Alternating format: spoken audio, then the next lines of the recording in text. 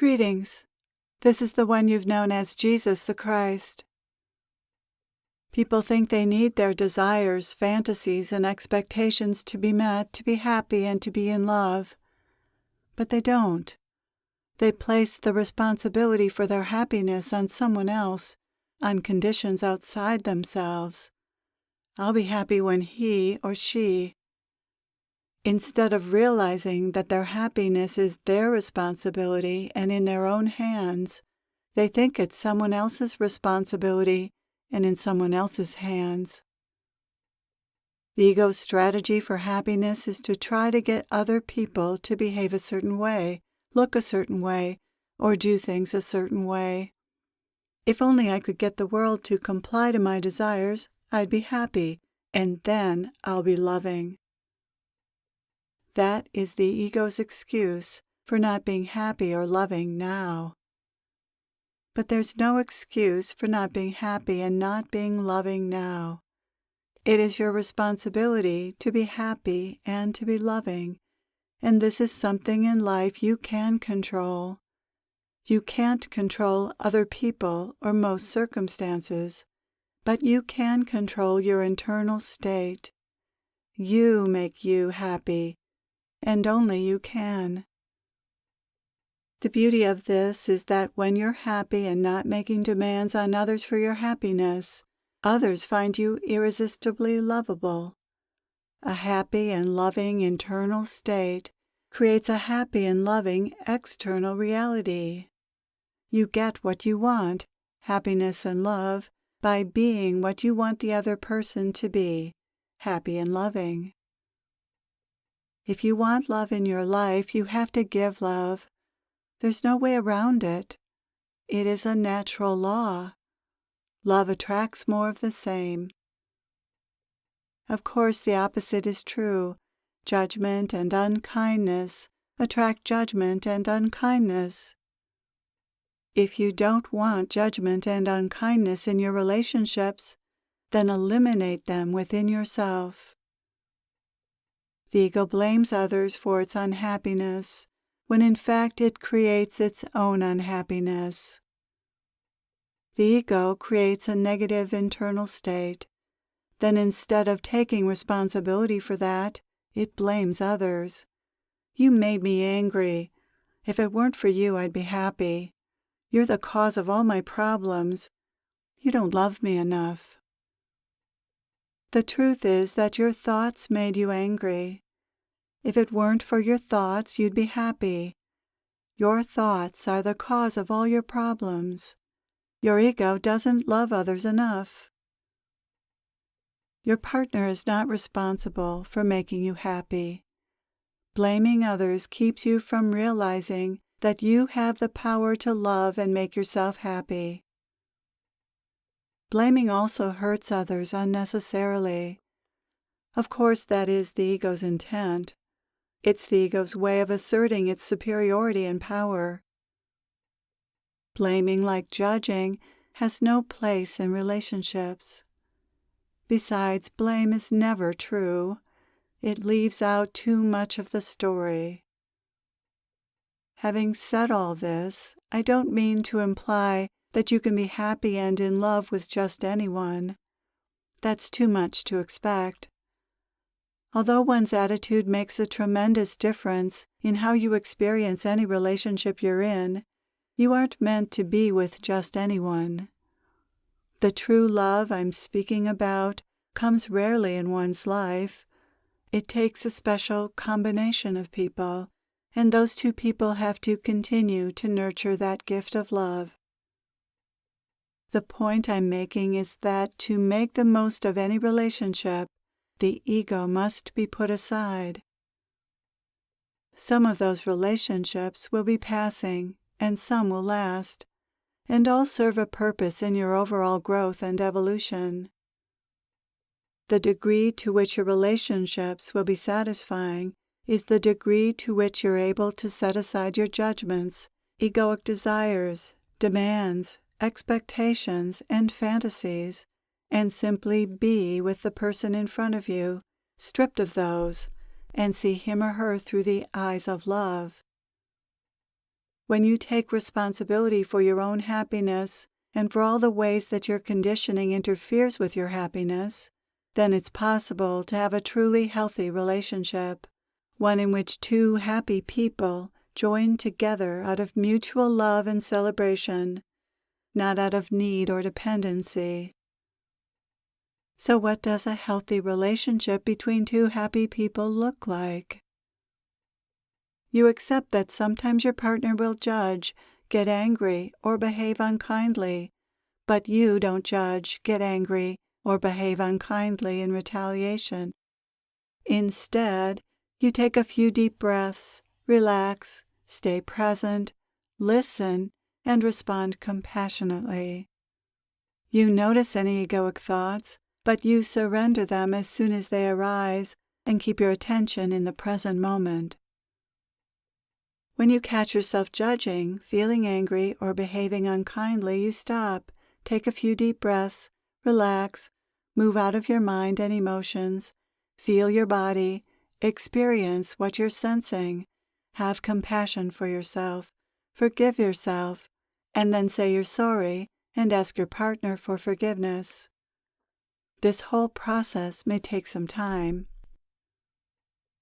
If you're irritated or upset by something your partner did or didn't do, you look into your own thoughts and see how you created those feelings of irritation or upset by having certain expectations or desires. You remind yourself that your partner's purpose is not to live up to or fulfill your expectations and desires.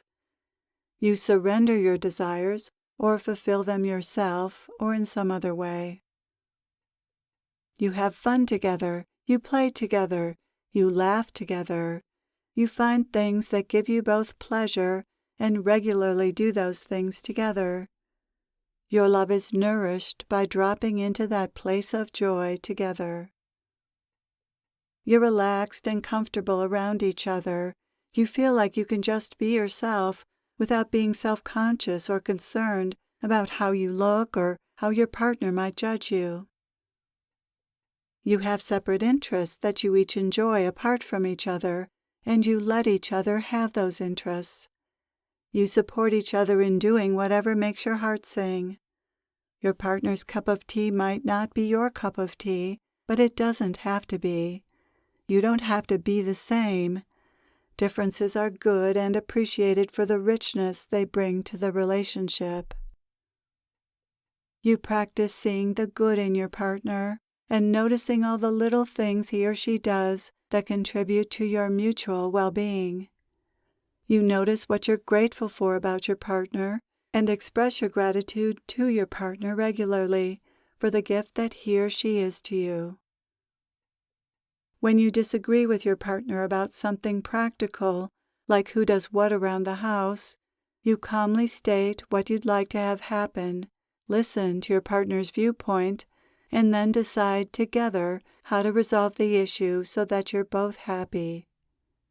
Trading something for something else might be part of that solution.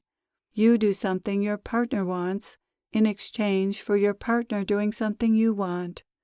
Or you do something that your partner doesn't like doing, but you don't mind doing, in exchange for something you don't like doing, but your partner doesn't mind doing.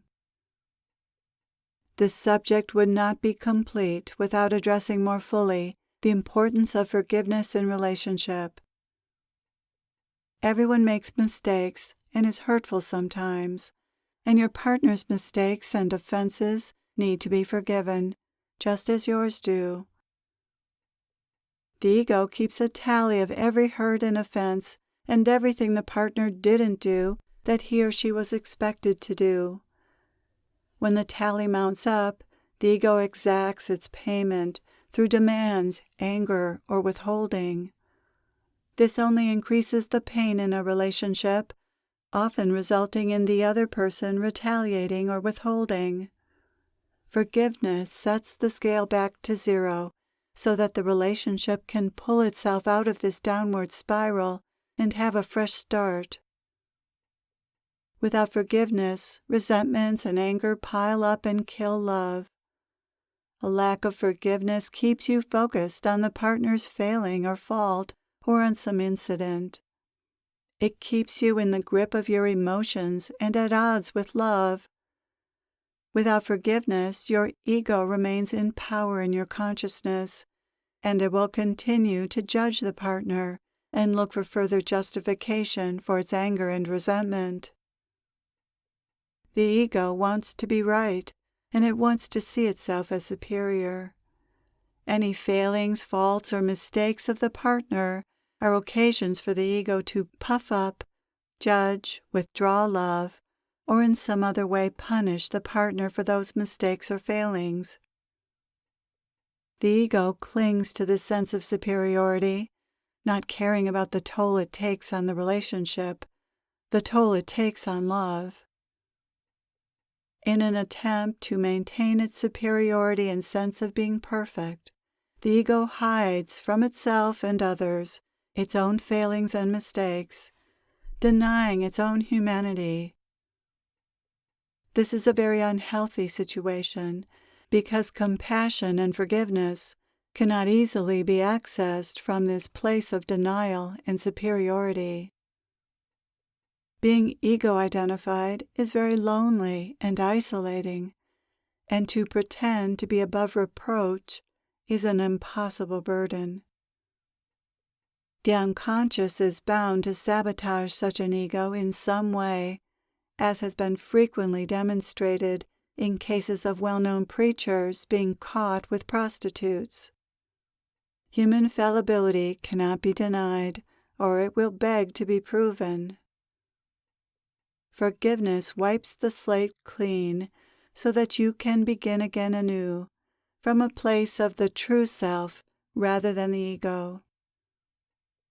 Forgiveness is often required before one can move from the ego's prison to the Father's palace. You forgive yourself for allowing the ego to run you, and you forgive your partner for allowing the ego to run him or her. From there, it's possible to feel compassion for the human condition in which you both find yourselves. You both have egos that can make a mess of your lives and your relationships. These egos are very convincing and seem so powerful at times. Moving beyond the ego's grasp is not easy. You know that, and when you can admit that, you can forgive. Forgiving your partner for being human allows you to see the divine in your partner, because forgiveness makes it possible to see through the eyes of the true self. Seeing what you see and experiencing what you experience through these eyes is all you have ever really wanted, and what your misguided desires were trying to attain all along. Here love lies, in surrendering everything the ego holds so dear. What a paradox this human experience is, when surrendering is what frees you and delivers everything you have ever wanted. Thank you for being here. Thank you for being open to this message. I am with you always.